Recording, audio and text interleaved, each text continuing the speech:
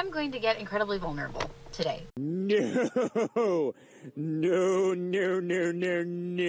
Because I have had this feeling my entire life, and I don't know if anybody else has had this feeling, but I basically, since I was like a conscious little girl in my first moment of knowing that I was a person, I have had this deep-seated feeling of shame and guilt, and like I had this like dark little secret hidden inside of me. What the f*** you telling me for? What? And I have carried that feeling my entire life through every relationship and friendship and interaction and job I've ever had. I've had this innate feeling like there was something shameful or wrong about me. And the people that I managed to make friends with, because I've always had a very hard time making friends, the people that I've managed to like convince or trick to be my friends, I always felt like I had to do everything possible to convince them to be my friend, and I was never allowed to be mad or be upset or express discomfort to them because I was, you know, this like yucky person. So the fact that they wanted to be my friend or they wanted to be in my life was such a privilege to me that I didn't want to put anything at risk. And nobody has ever actually said or done anything. Like, none of my friends have ever said or done something to make me feel that way. There's been people in my life who have been hurtful to me, but I have also been hurtful to people. Isn't it ironic?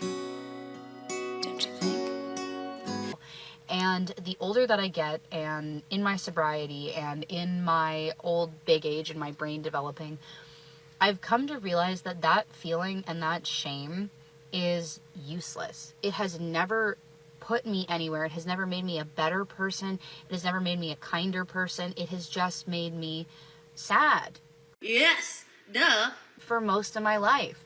And so finally, what I did, because I have friends in my life that I care about, and I have a fantastic boyfriend, and my family is supportive, I just said to them, I've always had this feeling about myself that there is something off or bad about me that you're going to find out, and then you're going to leave me. And when I finally said this to everybody, my friend said, Ariana, we don't feel that way about you. We like you. And my boyfriend said, I don't feel that way about you. I love you. And my family said, we've never felt that way about you, and it doesn't matter what you do because we wouldn't leave you.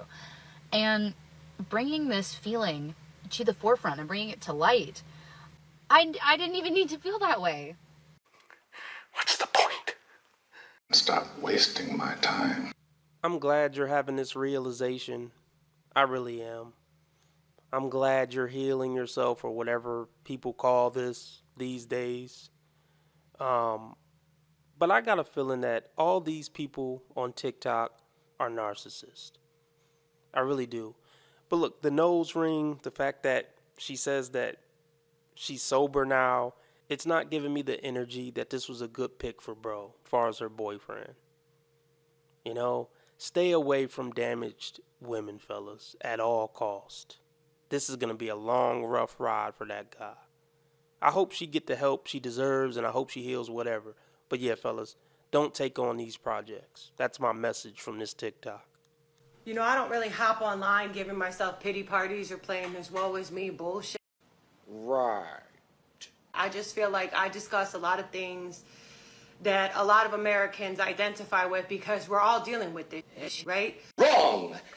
But the reality of life in America right now is like, it's emotionally crippling. It's daunting. It leaves little hope for the days to come. Yikes. Well, good luck with all that. I'm going to go ahead and I'm going to say this for my ladies and my men alike, right?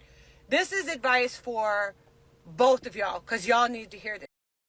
This is going to get dark. Okay. I buried my baby daddy with all through his body, neck, and head, okay? And me and my baby daddy had a very tumultuous relationship, to say the least. Why does that not surprise me? And we were broken up, but we became friends, we co-parented, and we were still around throughout the years. This is just me being honest. And the one regret that I genuinely live with was that I never gave him any room for forgiveness. I never gave him any grace or patience. I never realized that life is a long journey and phases sometimes last years. I never expressed that I hope we ended up together.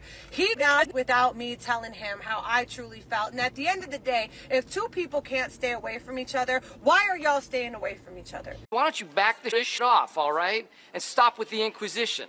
Well, it can't work because it's two toxic people trying to make a relationship work. You're clearly toxic.